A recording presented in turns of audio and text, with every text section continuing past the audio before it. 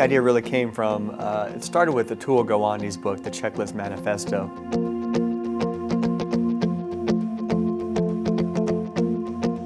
And I think the captivating idea in that we seized on was that sometimes the more complicated and complex things get, the more you really need to slow down and simplify and say, what are the most important things here? We were really mesmerized by the idea that the healthcare industry or the airline industry could make use of a checklist.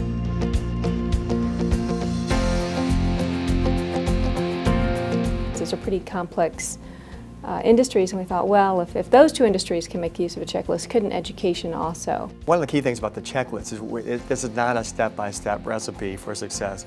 And in fact, in the book we've said, we've encouraged people to take these 12 items, make them their own, tweak them, maybe subtract and maybe add. But the whole idea is really to spark the conversation about what does good teaching look like and how can we help one another become better teachers every day. The being demanding is having high expectations for learning and making sure that the feedback and the grades that students are receiving is reflective of achieving those goals. So it's not about how often you did homework, it's not about participation, it's about how well does this child understand this content.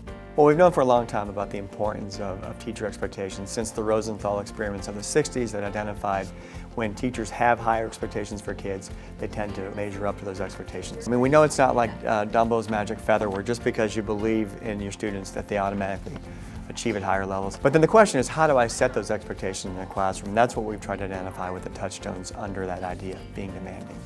One of the touchstones we talk about there is peeling back the curtain for performance standards so that it's not this mystical, subjective grade that students get, but they know early on in the beginning of the unit or the lesson, here's what's expected of me and here's how I'm going to be graded on it.